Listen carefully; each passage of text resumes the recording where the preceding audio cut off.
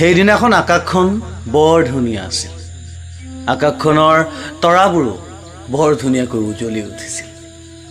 ময়ো আনদিনাৰ দৰে হাতত কলমডাল লৈ এখিলা উকা কাগজ লৈ আহিছিলোঁ নতুন এটি কবিতা লিখিবলৈ। তেনেতে মোক শুনিল আকাশখনে মোলৈ চাই এটি প্ৰশ্ন কৰিলে। প্ৰশ্নত ক'লে, তই যে ইমান কবিতা লিখ আৰু তাত যে তই তুমি বুলি সম্বোধন কৰ, সেই তুমিনো কোন? তেতিয়া মই মিচিকে উত্তৰ দিলোঁ, প্ৰেম নামৰ বজাৰখনত এদিন ময়ো খোজ পেলাইছিলোঁ। আগুৱাই গৈ দেখা পাইছিলোঁ এডাল ৰংচঙীয়া শিকলি, প্ৰেমৰ শিকলি।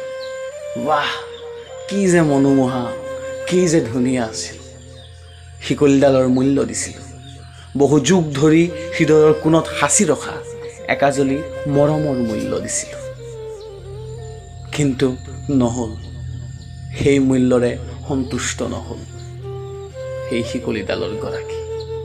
হৃদয়ৰ সমস্ত মৰম দিওঁচোন মই শিকলিডালৰ গৰাকী হ'ব নোৱাৰিলোঁ, অৰ্থাৎ ক্ৰয় কৰিব নোৱাৰিলোঁ। সেয়েহে নিৰাশ হৈ সেই বজাৰখনৰ পৰা উভতি আহিলোঁ। হয়তো সেই শিকলিডাল ক্ৰয় কৰিবৰ পৰা ক্ষমতা মোৰ নাই, আন কাৰোবাৰহে আছিল চাগৈ।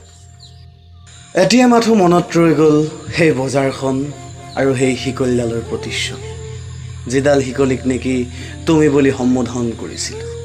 সেয়েহে ন প্ৰেৰণাৰে ন উৎসাহেৰে আকৌ নতুন নতুন কবিতা লিখোঁ, অকল তুমি, অকল তুমি, তুমি বুলি।